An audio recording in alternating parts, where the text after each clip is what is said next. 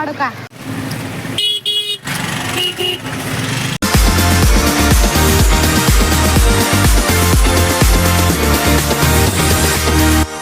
Hi hello ನಮಸ್ಕಾರ ಎಲ್ಲರಿಗೂ.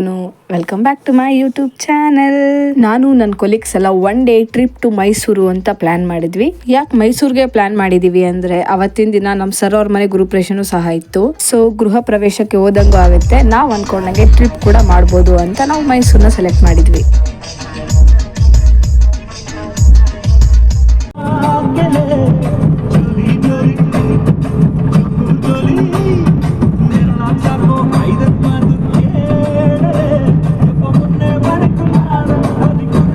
ನಾವು ಬೆಳಗಿನ ಜಾವ 6 ಗಂಟೆಗೆಲ್ಲ ಮೈಸೂರಲ್ಲಿದ್ವಿ. ಸಂಡೇ ಅಥವಾ ನಾರ್ಮಲ್ ಡೇ ಯಾವ ಡೇ ಆಗಿದ್ರು ಮೈಸೂರಲ್ಲಿ ಮಾತ್ರ ಜನ ಸಾಗರ. ಈಗಾಗಲೇ ನಾನು 2 to 3 ಟೈಮ್ಸ್ ಮೈಸೂರಿಗೆ ಹೋಗಿದ್ದೀನಿ. ಇವತ್ತವರೆಗೂ ಒಂದ್ ಸಲನೂ ಬೋರ್ ಆಗಿಲ್ಲ ನಂಗೆ. ನಾವು ಮೊದಲನೇದಾಗಿ ಚಾಮುಂಡೇಶ್ವರಿ ದೇವಸ್ಥಾನ ಹತ್ರ ಬಂದ್ವಿ. ಚಾಮುಂಡೇಶ್ವರಿ ದರ್ಶನ ಮಾಡೋಣ ಅಂದ್ರೆ ಬೆಳಗಿನ ಜಾವನೇ ತುಂಬಾ ಜನ ಇದ್ರು. ದರ್ಶನ ಮಾಡೋಕ್ಕೂ ಆಗಲ್ಲ ಅನ್ನೋಷ್ಟು ಕ್ಯೂ ಇತ್ತು. ನಾವು ದರ್ಶನಕ್ಕೆ ಹೋದ್ರೆ 2 to 3 ಅವರ್ಸ್ ದರ್ಶನ ಮಾಡಬೇಕಾಗುತ್ತೆ ಅಂತೇಳಿ ದರ್ಶನ ಮಾಡಿಲ್ಲ ಅನ್ನೋ ಬೇಜಾರಲ್ಲಿ ವಾಪಸ್ ಹೋಗ್ತಾ ಇರುವಾಗ ದಾಸೋಹ ಭವನ್ ಓಪನ್ ಇತ್ತು. ಅಲ್ಲಿ ಪ್ರಸಾದನ ತಿನ್ಕೊಂಡು ನೆಕ್ಸ್ಟ್ ಪ್ಲೇಸ್ಗೆ ಹೋಗೋಕ್ಕೆ ಎಕ್ಸೈಟೆಡ್ ಆಗಿದ್ವಿ. ಹಾಗೆ ನೋಡ್ತಾ ಇದ್ದಂಗೆನೆ ಬಲ್ಮುರಿ ಫಾಲ್ಸ್ ಹತ್ರ ಬಂದಿದ್ವಿ.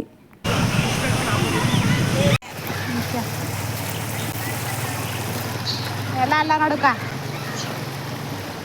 ಈ ಕಡೆ ನೀರು ಜಾಸ್ತಿ ಇದೆ. ನಿತ್ಯ ಕಲ್ಲೆಲ್ಲ ಜಾಸ್ತಿ ಇದೆ. ಆಳನೆಲ್ಲ ಈಜು ಹೊಡಿತೈತಿ.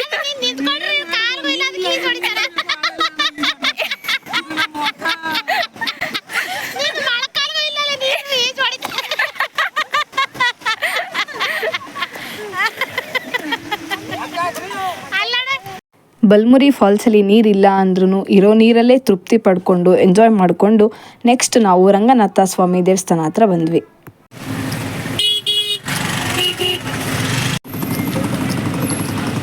ಶ್ರೀ ರಂಗನಾಥ ಸ್ವಾಮಿ ದೇವಸ್ಥಾನ ಹತ್ರ ಬರೋ ಅಷ್ಟರಲ್ಲಿ ಆಗಲೇ 12 ಗಂಟೆ ಆಗಿತ್ತು. ಆ ಉರಿ ಬಿಸಿಲಲ್ಲಿ ನಡ್ಕೊಂಡು ಹೋಗೋದು ಮಾತ್ರ ತುಂಬ ಕಷ್ಟ ಆಗಿತ್ತು. ಇಲ್ಲೂ ನಮ್ಮ ದುರಾದೃಷ್ಟವಶಾತ್ತೇನು ಅಂದರೆ ದೇವ್ರ ದರ್ಶನ ಮಾಡೋಕ್ಕಾಗಲ್ಲ. ಯಾಕಂದರೆ ಗೇಟೆಲ್ಲ ಕ್ಲೋಸ್ ಮಾಡಿಬಿಟ್ಟಿದ್ರು. 3 ಗಂಟೆಗೆ ಮಾತ್ರನೇ ದರ್ಶನ ಮಾಡೋಕ್ಕಾಗೋದು ಅಂತೇಳಿ ಹೇಳಿದ್ರು. ಆದರೂ ಖುಷಿ ವಿಷಯ ಏನು ಅಂದರೆ ಆವತ್ತಿನ ದಿನ ರಂಗನಾಥ ಸ್ವಾಮಿ ಅವರ ಹುಟ್ಟಿದ ದಿನ ಆಗಿತ್ತು. ಅಲ್ಲೂ ಪ್ರಸಾದ ಮಜ್ಜಿಗೆ ಎಲ್ಲನೂ ಕೊಡ್ತಾಯಿದ್ರು. ಎಲ್ಲನೂ ತಿನ್ಕೊಂಡು ಕುಡ್ಕೊಂಡು ನಮ್ಗೇನೇನು ಬೇಕೋ ಅದನ್ನೆಲ್ಲ ಪರ್ಚೇಸ್ ಮಾಡಿಕೊಂಡು ಅಲ್ಲಿಂದ ಹೊರಟ್ವಿ. ಈಗ ನಾವು ಎಲ್ಲಿಗೆ ನಡ್ಕೊಂಡು ಹೋಗ್ತಾ ಇದ್ದೀವಿ ಅಂತ ನೋಡ್ತಾ ಇದ್ದೀರಾ? ನಾವು ಬಂದಿರೋದನ್ನ ಮರೆಯೋಕ್ಕಾಗತ್ತಾ?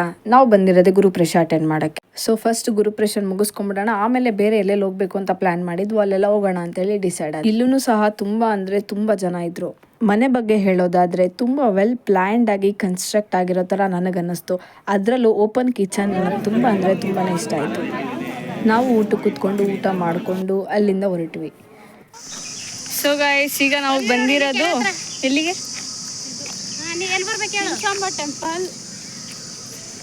ನಿಮಿಷಾಂಬ ಟೆಂಪಲ್ ಹತ್ರ ಇದ್ದೀವಿ.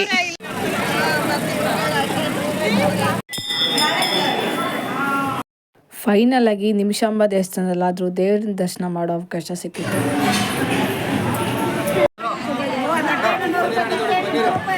ತಟ್ಟೆ ಹಣ್ಣಂತೆ.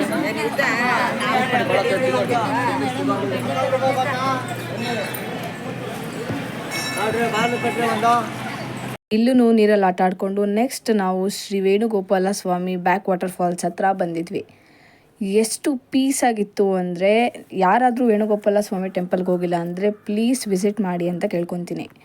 ಎಲ್ಲ ಕಡೆ ಹೆಂಗೆ ಫೋನ್ಸ್ ಅಲೋ ಇರಲ್ವೋ ಇಲ್ಲೂ ಕೂಡ ಫೋನ್ಸ್ ಅಲೋ ಇರಲಿಲ್ಲ.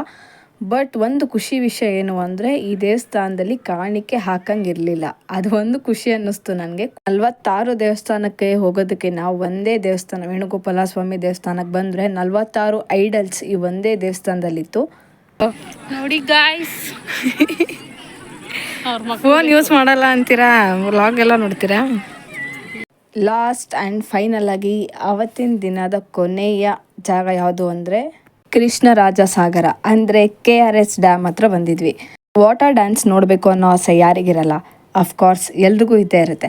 ನಾವು ಕೂಡ ಅದಕ್ಕೋಸ್ಕರನೇ ನೈಟು KRSಗೆ ಹೋಗೋಣ ಅಂತೇಳಿ ನೈಟ್ ಪ್ಲ್ಯಾನ್ ಮಾಡಿದ್ವಿ.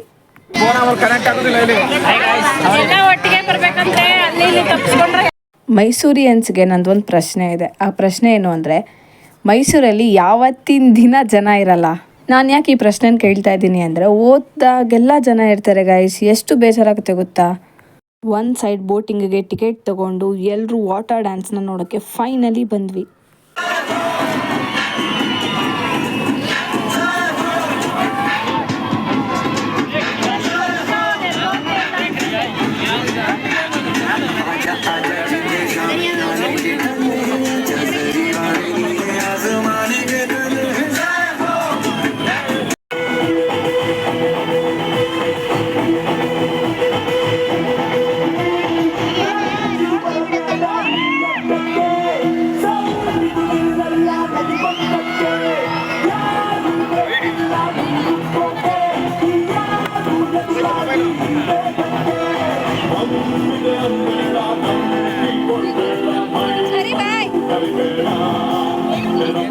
ನಮ್ಮ ಪ್ಲ್ಯಾನಲ್ಲಿ ಮೈಸೂರು ಪ್ಯಾಲೇಸು ಸಹ ಇತ್ತು, ಬಟ್ ಓಪನ್ ಆಗೋದೇ 10 ಗಂಟೆ ಆಗಿರೋದ್ರಿಂದ ಹೋಗೋಕ್ಕಾಗಲಿಲ್ಲ. ಅದನ್ನು ಬಿಟ್ಟು ಬೇರೆ ಎಲ್ಲ ಕಡೆನೂ ಕವರ್ ಮಾಡಿದ್ದೀವಿ ಅಂದ್ಕೊಂಡಂಗೆ. ನೀವು ಇದೇ ಥರ ಒನ್ ಡೇ ಟ್ರಿಪ್ನ ಪ್ಲ್ಯಾನ್ ಮಾಡಿ ಫ್ಯಾಮಿಲಿ ಆ್ಯಂಡ್ ಫ್ರೆಂಡ್ಸ್ ಜೊತೆಗೆ ಎಂಜಾಯ್ ಮಾಡಿ. Love you all, take care, bye.